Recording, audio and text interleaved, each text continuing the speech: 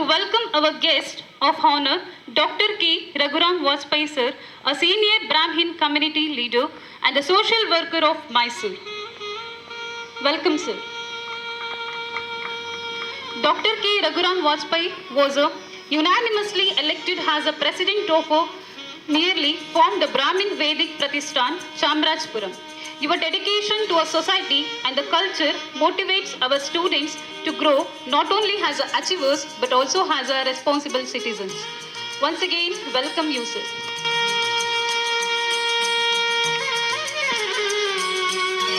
Give a big round of applause now.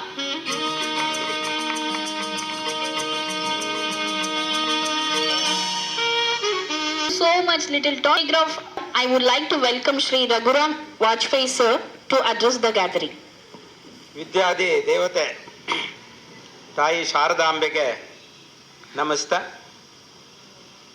ಏನು ಇಷ್ಟೊತ್ತು ತುಂಬ ಅರ್ಥವತ್ತಾಗಿ ಮಾತಾಡಿದಂತಹ ನಮ್ಮ ಗುರುಗಳಾದಂತಹ ಪೂಜ್ಯ ಶ್ರೀ ಶಂಕರ ದೇವನವರು ಗುರುಗಳಿಗೆ ಸಾಷ್ಟಾಂಗ ಪ್ರಣಾಮಗಳನ್ನ ಅರ್ಪಿಸ್ತಾ, ಹಿಂದೆ ಎಲ್ಲ ಗ್ರೀಕ್, ಅರಿಸ್ಟಾಟಲ್, ಪ್ಲೂಟೋ ಇವರೆಲ್ಲ ಖ್ಯಾತ ತತ್ವಜ್ಞಾನಿಗಳಾಗಿದ್ದಂಥವ್ರು.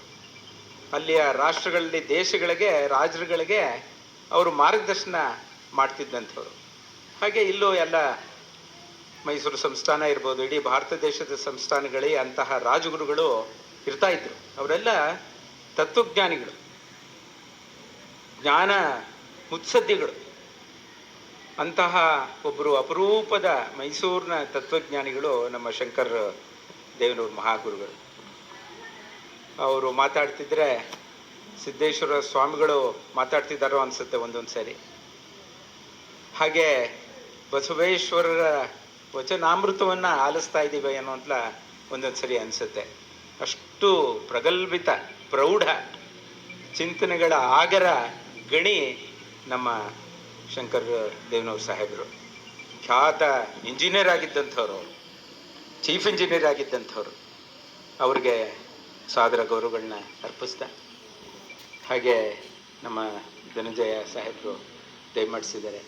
ಅವರು ಮಾನವ ಸಂಪನ್ಮೂಲ ಅದ್ರ ಬಗ್ಗೆ ಗೈಡೆನ್ಸ್ ಕೊಡೋವಂಥವ್ರು. ಅವ್ರಿಗೂ ಸಾದರ ಗೌರವಗಳು. ಹಾಗೆ ಆ ಕಡೆ ಪಕ್ಕ ಇರೋರು ನಿಮ್ಮ ಥರನೇ ಸಾಮಾನ್ಯ ಮನುಷ್ಯರಾಗಿ, ಬಾಲಕರಾಗಿ ಬೆಳೆದು ವಿಶ್ವಖ್ಯಾತವಾಗಿರುವ ಜ್ಞಾನ ಜಾನಪದ ಸಂಪನ್ನ ನಮ್ಮ ಅಮ್ಮ ರಾಮಚಂದ್ರ ಅವರು, ಡಾಕ್ಟರ್ ಅಮ್ಮ ರಾಮಚಂದ್ರ ಅವರು. ಜನಪದದಲ್ಲೇ ಡಾಕ್ಟ್ರೇಟ್ ಪಡೆದಂಥವ್ರು. ಸಾಮಾನ್ಯ ನಿಮ್ಮ ಥರನೇ ವಿದ್ಯಾರ್ಥಿಗಳಾಗಿ ಇವತ್ತು ಅಂತಾರಾಷ್ಟ್ರೀಯ ಮಟ್ಟದಲ್ಲಿ ಖ್ಯಾತಿ ಆಗಿರೋ ಅಮ್ಮ ರಾಮಚಂದ್ರ ಅವರ ಸಾಧನೆ ನೀವೆಲ್ಲ ಗಮನಿಸಬೇಕು. ಇವತ್ತೇನು ನೀವೆಲ್ಲ ನೆರೆದಿದ್ದೀರಿ, ಮಾದರಿಯವರು, ಆದರ್ಶ ಅಮ್ಮ ರಾಮಚಂದ್ರ. ನಮಗೆ ತುಂಬ ಸಂತೋಷ ಆಗುತ್ತೆ. ಮೈಸೂರಿನ ಕಣ್ಮಣಿ, ಮೈಸೂರಿನ ಮಾಣಿಕ್ಯ, ಹೆಮ್ಮೆ ಆಗುತ್ತೆ. ಅವ್ರಿಗೂ ಸಾದರ ಗೌರವಗಳು. ಹಾಗೆ ಈ ಕಡೆ ನಮ್ಮ ಈ ಸಂಸ್ಥೆಯ ಕಾರ್ಯದರ್ಶಿ ಲೀಲಾವತಿ ಮೇಡಮ್ ಅವರು ಇದ್ದಾರೆ. ಇವತ್ತು ನಮ್ಮನ್ನು ಕರೆದು ಆದರಿಸಿದ್ದಾರೆ. ಅವ್ರಿಗೂ ಸಾದರ ಗೌರವಗಳು. ಹಾಗೆ ರಾಜಶೇಖರ್ ಸಾಹೇಬರಿಗೆ ಅವ್ರಿಗೂ ಸಾದರ ಗೌರವಗಳು. ಹಾಗೆ ಇಲ್ಲಿಯ ಗುರುಗಳು, ಬೋಧಕೇತರ ಸಿಬ್ಬಂದಿ ಎಲ್ರಿಗೂ ನನ್ನ ಸಾದರ ಗೌರವಗಳು. ಹಾಗೆ ನೆರೆದಿರುವಂತಹ ಎಲ್ಲ ನೆಚ್ಚಿನ ವಿದ್ಯಾರ್ಥಿನಿಯರು, ತುಂಬ ಸಂತೋಷ ಆಗುತ್ತೆ. LKGಯಿಂದ ಹೈಸ್ಕೂಲ್ ಮಟ್ಟದವರೆಗೆ, ಬಾಲಕರ ಶಿಶುವಿಂದ ಹಿಡಿದು ಪ್ರೌಢ ವಿದ್ಯಾರ್ಥಿಗಳು ನೆರೆದಿದ್ದೀರಿ. ನಿಮ್ಮೆಲ್ಲರಿಗೂ ನಿನ್ನೆ ತಾನೇ ಸಂಕ್ರಾಂತಿ ಹಬ್ಬ ಆಯಿತು. ಅದರ ಶುಭಾಶಯಗಳು. ಇವತ್ತು ತೊಡಕು, ವರ್ಷ ತೊಡಕು ಮಾಡಿದಾಗೆ ಸಂಕ್ರಾಂತಿ ತೊಡಕು ಇವತ್ತು. ತಮ್ಮೆಲ್ರಿಗೂ ಶುಭಾಶಯಗಳು.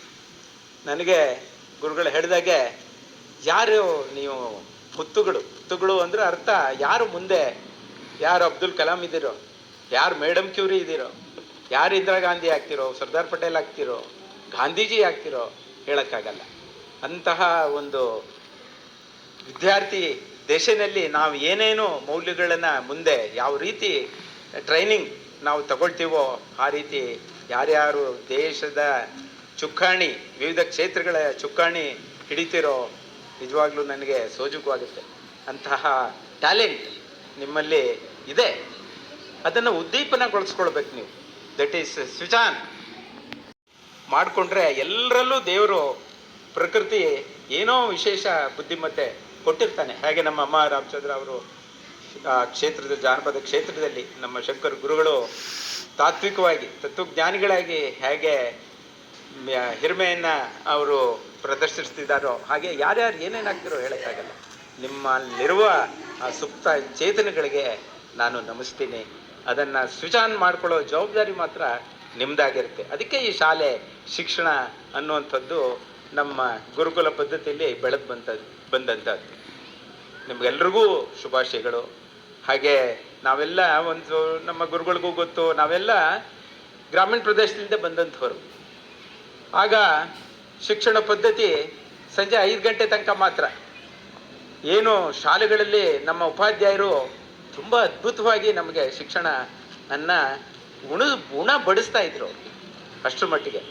ನಂತರ 5 ಗಂಟೆ ಆದಮೇಲೆ ಪಠ್ಯೇತರ ಚಟುವಟಿಕೆಗಳು, ಪಠ್ಯದ ಅಲ್ಲಿಗೆ ಕ್ಲೋಸ್. ಇನ್ನು ಸಂಜೆ ಆದಮೇಲೆ ನೀವು ಆಟ ಪಾಠಗಳಲ್ಲಿ ತೊಡಸ್ಕೊಳ್ಬೇಕು.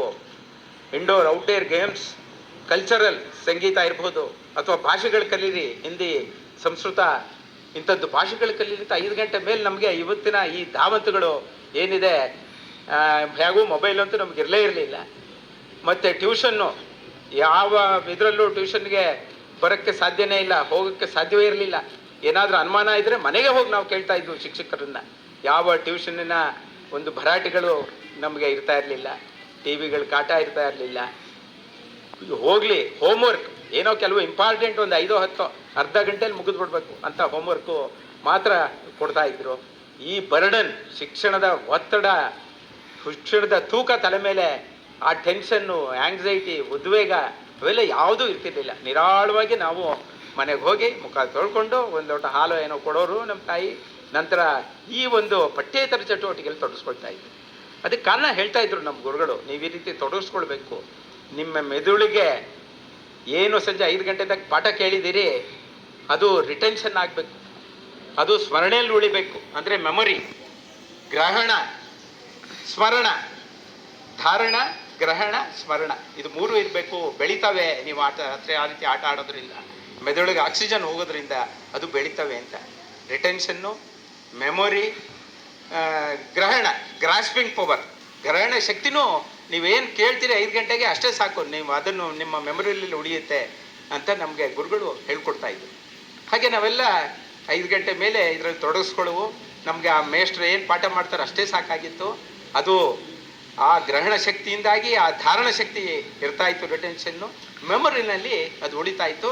ಪರೀಕ್ಷೆಯಲ್ಲಿ ಯಾವ ಟೆನ್ಷನ್ ಇಲ್ಲ, ಸುಲಭವಾಗಿ ಬರೆದು ನಾವು ಎಲ್ಲ 80-90 ಅಂದರೆ ಆವತ್ತಿನ ಕಾಲದಲ್ಲಿ 60 ತಗೊಳ್ಳೋದೇ ಕಷ್ಟ. ಫಸ್ಟ್ ಕ್ಲಾಸ್ ಹೋಗ್ಬೇಕಾದ್ರೆ 60 ನಂಬರ್ ತಗೊಳ್ಳೋದೇ ಕಷ್ಟ ಇತ್ತು ಆವತ್ತಿನ ಕಾಲದಲ್ಲಿ.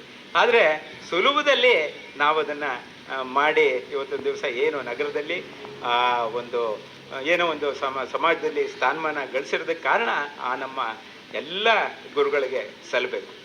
ನೀವುಗಳು ಹಾಗೆ ಅಂತ ಧಾವಂತಕ್ಕೊಳಗ ಆಗಬೇಡಿ. ಯಾವಾಗಲೂ ಬದುಕು ಅನ್ನೋದು ಬರೀ ಇಂಜಿನಿಯರಿಂಗ್ ಡಾಕ್ಟ್ರು 1.5 ಲಕ್ಷ ಸಂಬಳ ಇದರಲ್ಲೇ ಏನಲ್ಲ. ಬಹು ಮುಖವಾಗಿ, ಬಹು ವ್ಯಕ್ತಿತ್ವದಲ್ಲಿ ನೀವೆಲ್ಲ ಬೆಳಿಬೇಕು. ಆಗಿ ಸಂತೋಷ, ಇಂಜಿನಿಯರು ಡಾಕ್ಟರ್ ಆಗಿ, ಆದರೆ 1.5 ಲಕ್ಷ ಸಂಬಳ ತಗೊಳ್ಳೋದೇ ಮುಖ್ಯ ಅಲ್ಲ. ನೋಡಿ, ಈಗ ಅಮ್ಮ ರಾಮಚಂದ್ರ ಎಕ್ಸಾಂಪಲ್ಲು, ನಮ್ಮ ಗುರುಗಳು ಏನು ಅವರು ಬರೀ ಆ ಕ್ಷೇತ್ರನೇ ಒಂದನ್ನೇ ನಾನು ಇಂಜಿನಿಯರಿಂಗ್ ಡಾಕ್ಟರ್ ಆಗಬೇಕು ಅಂದರೆ ಇವತ್ತು ಅಂತಾರಾಷ್ಟ್ರೀಯ ಖ್ಯಾತಿ ನಮ್ಮ ಅಮ್ಮ ರಾಮಚಂದ್ರ ಸಿಗ್ತಾನೆ ಇರಲಿಲ್ಲ. ನೋಡಿ, ಆ ಜಾನಪದ ಕ್ಷೇತ್ರ ಒಂದು ಆರಿಸ್ಕೊಂಡ್ರು. ನೀವು ಯಾವುದೇ ಕ್ಷೇತ್ರ ಆರಿಸ್ಕೊಳ್ಳಿ, ಅದರಲ್ಲಿ ಎಕ್ಸಿಲೆನ್ಸ್, ಪರ್ಫೆಕ್ಷನ್ ಪಡೀರಿ. ಆಗ ಆ ಪ್ರೊಫಿಷಿಯನ್ಸಿ ಪಡೆದ್ರೆ ಅಷ್ಟೇ ಸಾಕು ನಿಮಗೆ. ಎಷ್ಟು ಜನ ನಿಮಗೆ ನೊಬೆಲ್ ಜ್ಞಾನಿಗಳಿರಬಹುದು, ಕವಿಗಳು, ನಮ್ಮ DVG ಅಂತವ್ರು ಎಷ್ಟು ಓದಿರೋದವರು, SLC ತನಕನೂ ಹೋಗೋದು ಕಷ್ಟ ಇತ್ತು ಅವ್ರಿಗೆ. ಅವರು ಜ್ಞಾನಪೀಠ ಇಂಥದ್ದೆಲ್ಲ ತಗೊಳ್ಳಿಲ್ವೇ, ಅವರೆಲ್ಲ ಮಾಡಲಿಲ್ವೇ. ಆ ಸ್ಪೋರ್ಟ್ಸ್ ದಿಗ್ಗಜಗಳು ಅವರು ಆ ಕ್ಷೇತ್ರ ಮಾತ್ರ ಅನುಸರಣೆ ಮಾಡಿ ಅದನ್ನು ಪರ್ಸಿವರೆನ್ಸ್ ಮಾಡಿ ಅವರೆಲ್ಲ ಇಡೀ ವಿಶ್ವವಿಖ್ಯಾತರಾಗಿಲ್ವೇ. ಎಂತೆಂಥವ್ರು ನೀವು ಅವ್ರದ್ದೆಲ್ಲ ಉದಾಹರಣೆ ನೋಡಿದ್ರೆ ನಿಮಗೆ ಅನಿಸುತ್ತೆ ಬರೀ ಇಂಜಿನಿಯರಿಂಗು ಮೆಡಿಕಲ್ಲು 1.5 ಲಕ್ಷ ಸಂಬಳ ಇದು ಮಾತ್ರ ಮುಖ್ಯ ಅಲ್ಲ. ಸಮಾಜದಲ್ಲಿ ಒಂದು ಸ್ಥಾನಮಾನ ಗಳಿಸ್ಬೇಕು, ಫೇಮ್ ಆಗಬೇಕು ನೀವು ಅಂತ ಹೇಳಿದ್ರೆ, ಇಂಟರ್ನ್ಯಾಷನಲ್ ಅಕ್ಲೈಮ್ ಆಗಬೇಕು ಅಂತ ಹೇಳಿದ್ರೆ ಒಂದು ಕ್ಷೇತ್ರ ಚೆನ್ನಾಗಿ ಆರಿಸ್ಕೊಳ್ಳಿ. ಎಷ್ಟೋ ಜನ ವಿಜ್ಞಾನಿಗಳು ಅಷ್ಟೇ, ರಾಮಾನುಜಮ್ ಎಷ್ಟು ಓದಿರ್ದಿದ್ದವರು ಆದರೆ ಇಡೀ ಮ್ಯಾಥಮೆಟಿಷಿಯನ್ ಖ್ಯಾತ ಅಂತಾರಾಷ್ಟ್ರೀಯ ಖ್ಯಾತಿಯನ್ನು ರಾಮಾನುಜನ್ ಆಗಿಲ್ವೇ? ಹಾಗೆ ಒಂದು ಕ್ಷೇತ್ರವನ್ನು ಆರಿಸ್ಕೊಂಡು ಅದರಲ್ಲಿ ಪರ್ಫೆಕ್ಷನ್ ಆಗಿ ಈ ಗೀಳಿಗೆಲ್ಲ ಬೀಳಬೇಡಿ. ಬರೀ ಏನು ಈ ಮೊಬೈಲ್ ಗೀಳುಗಳು ಯಾವುದೋ ಒಳ್ಳೆಯದಕ್ಕೆ ಜ್ಞಾನಕ್ಕೆ ನೀವು ಅದನ್ನು ಅನುಸರಣೆ ಮಾಡಿ, ಆದರೆ ಖಂಡಿತ ಅದಕ್ಕೆ ದುಶ್ಚಟಗಳಿಗೆ ಬೀಳಬೇಡಿ ಅಂತ ನಾನು ನಿಮ್ಮಲ್ಲಿ ಕೇಳ್ಕೊಳ್ತೀನಿ. ಹಾಗೆ ಏನು ಒಂದು ಹಿಂದೆ ಒಂದು ನಾಣ್ಣುಡಿ ಇತ್ತು, ನೀವು ಆ ಕಾನ್ಸಂಟ್ರೇಷನ್. ಅರ್ಜುನನಿಗೆ ಒಂದು ಸಣ್ಣ ಕತೆ ಹೇಳಿ ನಾನು ಮುಗಿಸ್ತೀನಿ. ಮಹಾಭಾರತದಲ್ಲಿ ಭೀಷ್ಮ ದ್ರೋಣಾದಿಗಳು ಅರ್ಜುನನಿಗೆ ಮತ್ತು ಎಲ್ಲ ಅವರ ಕೌರವರು ಪಾಂಡವರು ಎಲ್ರಿಗೂ ಭೀಷ್ಮ ದ್ರೋಣಾದಿಗಳು ಪಾಠ, ಅವ್ರಿಗೆ ಆರ್ಚರಿ ಬಿಲ್ಲು ವಿದ್ಯೆ ಹೇಳ್ಕೊಡ್ತಾ ಇರ್ತಾರೆ. ಬಾಕಿಯವರೆಲ್ಲ ಮಾಡ್ತಾರೆ. ಆದರೆ ದ್ರೋಣರಿಗೆ ಈ ನಮ್ಮ ಅರ್ಜುನನ್ನ ಖ್ಯಾತ ಒಬ್ಬ ಆರ್ಚರಿ ಎಕ್ಸ್ಪರ್ಟ್ ಪಟು ಮಾಡಬೇಕು ಅಂತ ಅವ್ರಿಗೆ ಆಸೆ ಇರುತ್ತೆ. ಹಾಗೆ ಆಗಲೂ ಮಂತ್ಲಿ ಟೆಸ್ಟ್ ಎಲ್ಲ ಇರುತ್ತೆ ಅವ್ರಿಗೆ. ಅರ್ಜುನ ಬಾಕಿಯವರೆಲ್ಲ ಸಾಧಾರಣ ವಿದ್ಯಾರ್ಥಿಗಳು, ಆದರೂ ಅರ್ಜುನನ್ನ ಮಾಡಬೇಕು ಅಂತ ಹೇಳಿ ಅವನನ್ನು ಖ್ಯಾತ ಮಾಡಬೇಕು ಅಂತಿರುತ್ತೆ. ಅವ್ರಿಗೂ ಮಂತ್ಲಿ ಟೆಸ್ಟ್ ಮಾಡ್ತಾ ಇರ್ತಾರೆ, ಫೇಲ್ ಆಗ್ತಾ ಇರ್ತಾನೆ. ಕಾರಣ ಏನಪ್ಪ ಅಂತ ಹೇಳಿದ್ರೆ, ಒಂದು ಟೆಸ್ಟು ಅವರು ಮರದ ಮೇಲೆ ಒಂದು ಇದೈತರ ಮರದ ಗಿಣಿ ಒಂದು ಇಟ್ಟಿರ್ತಾರೆ, ಅದಕ್ಕೊಂದು ಕಣ್ಣಿರುತ್ತೆ. ಹಾಗಿದ್ರು ಗಿಣಿ ಅಂದಮೇಲೆ ಕಣ್ಣು ಇದ್ದೇ ಇರುತ್ತಲ್ಲ. ಸರಿ, ನೀನು ಅದಕ್ಕೆ ಹೊಡಿ ಬಿಲ್ಲು ಅಂತಾರೆ, ಹೊಡಿತಿರ್ತಾನೆ. ಅದು ಎಲ್ಲೆಲ್ಲೋ ಹೋಗಿ ಫೇಲ್ ಆಗ್ತಾ ಇರ್ತಾನೆ ಮಂತ್ಲಿ ಟೆಸ್ಟಲ್ಲಿ. ಹಾಗೆ 1 ವರ್ಷ ಕಳೆಯುತ್ತೆ. 2ನೇ ವರ್ಷ ಆದರೂ ಇವನಿಗೆ ಮಾಡಬೇಕು ಅಂತ ಹೇಳಿ ಕರ್ಕೊಂಡು ಪ್ರತಿ ತಿಂಗಳು ಟ್ರೈನಿಂಗು ನಡೀತಾ ಇರುತ್ತೆ. ಆಗ ಇನ್ನೇನು ಫೈನಲ್ 3 ತಿಂಗಳು ಉಳಿಯುತ್ತೆ. ನೋಡಪ್ಪ, ಈಗ ಇನ್ನು ಫೇಲ್ ಆದರೆ ನಿನ್ನ ಕಷ್ಟ ಇನ್ನಾಗಲ್ಲ ಅಂತ ಹೇಳ್ತಾರೆ. ಹೇಳಿ ಗುರುಗಳೇ ಅಂತಾರೆ. ಸರಿ, ಬಿಲ್ ಹೊಡಿ. ಆ ಗಿಣಿಗೆ, ಮರದ ಗಿಣಿ ಇರುತ್ತೆ ಆ ಕೊಂಬೆ ಮೇಲೆ, ಏನು ಕಾಣಿಸ್ತಾ ಇದೆ ನಿನಗೆ ಅಂತಾರೆ. ಎಲ್ಲ ಎಲೆ ಕಾಣಿಸ್ತಾ ಇದೆ, ಗಿಣಿ ಕಾಣಿಸ್ತಾ ಇದೆ ಗುರುಗಳೇ ಅಂತಾನೆ. ಫೇಲ್, ಕಳಿಸ್ಬಿಡ್ತಾರೆ. ತಕ್ಷಣ ನೆಕ್ಸ್ಟ್ ಮಂತ್ ಇನ್ನೊಂದು ಟೆಸ್ಟ್ ಬರುತ್ತೆ. ಈಗ ಹೇಳಪ್ಪ, ಏನು ಕಾಣಿಸ್ತಿದೆ? ಎಲೆ ಕಾಣಿಸ್ತಿಲ್ಲ ಗುರುಗಳೇ, ಗಿಣಿ ಕಾಣಿಸ್ತಾ ಇದೆ. ಫೇಲ್, ಕಳಿಸ್ಬಿಡ್ತಾರೆ. ಸರಿ, 3ನೇ ತಿಂಗಳು ಫೈನಲ್ ಟೆಸ್ಟ್, ಅದು ಪ್ರಿಪರೇಟರಿ ಇವೆಲ್ಲ ಮುಗೀತು. ಫೈನಲ್ ಟೆಸ್ಟ್ಗೆ ಇಷ್ಟೊತ್ತಿಗೆ ಇವನು ಎಲ್ಲ ಸುಮಾರಾಗಿ ಕಲ್ತ್ಕೊಂಡಿರ್ತಾನೆ ಅರ್ಜುನ ಮಹಾಭಾರತದಲ್ಲಿ. ಈಗ ಏನು ಕಾಣಿಸ್ತಿದೆ ಅರ್ಜುನ ಅಂತ ಕೇಳಿದಾಗ, ಏನೂ ಕಾಣಿಸ್ತಿಲ್ಲ, ಗಿಣಿ ಕಣ್ಣು ಮಾತ್ರ ಕಾಣಿಸ್ತಾ ಇದೆ ಗುರುಗಳೇ, ಇನ್ನೇನು ಕಾಣಿಸ್ತಿಲ್ಲ, ಹೊಡಿ ಮತ್ತೆ ಅಂತಂತಾರೆ ಅವರು. ಆಗ ಅದನ್ನು ಹೊಡೆದು ಕಣ್ಣಿಗೆ ಚುಚ್ಕೊಳ್ಳುತ್ತೆ ಆ ಬಾಣ. ನೀನೀಗ ಫಸ್ಟ್ ರ್ಯಾಂಕಲ್ಲಿ ಪಾಸ್ ಆದೆ ಹೇಳ್ತಾರೆ. ಅದರ ಅರ್ಥ ಇಷ್ಟೇ, ಕಾನ್ಸಂಟ್ರೇಷನ್, ಏಕಾಗ್ರತೆ. ಈಗ ನೀವೇನೋ ಗುರಿ ಮುಟ್ಟಬೇಕು ಅಂತ ಹೇಳಿದ್ರೆ ಅದು ಮಾತ್ರ ನಿಮಗೆ ಏಕಾಗ್ರತೆ ಇರಬೇಕು. ಹಾಗೆ ಕಣ್ಣು ಮಾತ್ರ ಅವನಿಗೆ ಕಾಣಿಸುತ್ತೆ, ಇನ್ನೇನು ಕಾಣಿಸ್ತಾರೆ. ಹಾಗೆ ನೀವು ಜೀವನದಲ್ಲಿ ವಿದ್ಯಾಭ್ಯಾಸ ಮಾತ್ರ, ಯಾಕಂದರೆ ನೀವು ಒಂದು 20-21 ವರ್ಷದ ತನಕ ಏಕಾಗ್ರತೆಯಿಂದ ಶಿಕ್ಷಣವನ್ನು ನೀವು ಮಾಡಬೇಕು. ದುಶ್ಚಟಗಳಿಗೆ ಬೀಳಬಾರ್ದು, ಸಹವಾಸ ದೋಷಗಳಿಗೆ ಬೀಳಬಾರ್ದು. ಈಗ ಈ ವ್ಯಸನಗಳು ಶುರುವಾಗ್ಬಿಟ್ಟಿದೆ, ಮಾದಕ ವಸ್ತುಗಳು, ಅದಕ್ಕೆ ಬಲಿಯಾಗಬೇಡಿ ದಯಮಾಡಿ ತಾವೆಲ್ಲ ಯಾರೂ. ನೀವೇನಿದ್ರು 20-21 ವರ್ಷ ತನಕ ನೀವು ವಿದ್ಯಾಭ್ಯಾಸ ಮಾಡಿದ್ರೆ ಒಳ್ಳೆ ಥರ ಸೆಟ್ಲ್ ಆಗ್ತೀರಿ. ನೋಡಿ, ಹಾಗೆ ನಮ್ಮ ಗುರುಗಳು ಚೀಫ್ ಇಂಜಿನಿಯರ್ ಆದರೂ ಚೆನ್ನಾಗಿ ಓದಿ ಹಾಗೆ ನೀವು ಜೀವನದಲ್ಲಿ ನೆಲೆಸ್ತೀರಿ. ನೀವು ಒಳ್ಳೆ ರೀತಿಯಲ್ಲಿ ನೀವು ಗೃಹಸ್ಥಾಶ್ರಮಕ್ಕೆ ಹೋಗ್ತೀರಿ, ಕುಟುಂಬ ವ್ಯವಸ್ಥೆಗೆ.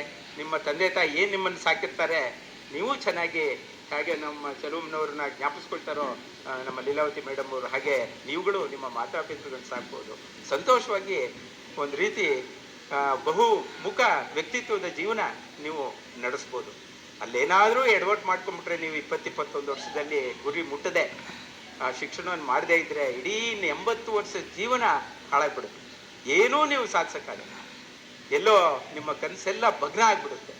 ಅದರಿಂದ ನೀವು ಏನೋ ಒಂದು ಡಿಗ್ರಿ PGನೋ ಏನೋ ಒಂದು ಯಾವುದೋ ಓದಿ, ಇಂಜಿನಿಯರಿಂಗ್ ಮೆಡಿಕಲ್ ಓದಿ, ಆದರೆ ಪರ್ಫೆಕ್ಟಾಗಿ ಮಾಡೋ ಕೆಲಸನ ಎಕ್ಸಲೆನ್ಸಿ ಇರಬೇಕು. ಅದರಲ್ಲಿ ಮಾಡೋ ಕೆಲಸ, ಗಾಂಧೀಜಿ ಹೇಳ್ತಾರೆ, ನೀನು ಕಸ ಗುಡಿಸೋ ಕೆಲಸಕ್ಕೆ ಸ್ಕ್ಯಾಮಿಜರಾಗಿ ಸೇರಿಕೊಂಡ್ರೂ ಪರವಾಗಿಲ್ಲ, ಆ ಮಾಡೋ ಕೆಲಸನ ಪರ್ಫೆಕ್ಟಾಗಿ ಮಾಡು ಅಂತ ಗಾಂಧೀಜಿ ಹೇಳ್ತಿದ್ರು. ಹಾಗೆ ನೀವು ಆ ಪರ್ಫೆಕ್ಷನ್ ಪಡಿಬೇಕು ಜೀವನದಲ್ಲಿ. ಒಳ್ಳೆ ನಮ್ಮ ಏನು ಭಾರತೀಯ ಪದ್ಧತಿ ಇದೆ, ಒಳ್ಳೆ ಸುಸಂಸ್ಕೃತರಾಗಿ, ಸಜ್ಜನರಾಗಿ, ಸುಪ್ರಜೆಗಳಾಗಿ ಆ ಸ್ವರಾಜ್ಯದ ಕಲ್ಪನೆಗೆ ತಕ್ಕುದಾದ ಜೀವನ ನೀವು ನಡೆಸಿ ಅಂತ ನಾನಾದರೂ ಈ ಸಂದರ್ಭದಲ್ಲಿ ಹೇಳ್ತಾ, ತಮ್ಮೆಲ್ಲರಿಗೂ ದೇವರು ಒಳ್ಳೇದು ಮಾಡಲಿ. ಎಲ್ರಿಗೂ ಶುಭಾಶಯಗಳು. ನಮಸ್ಕಾರ.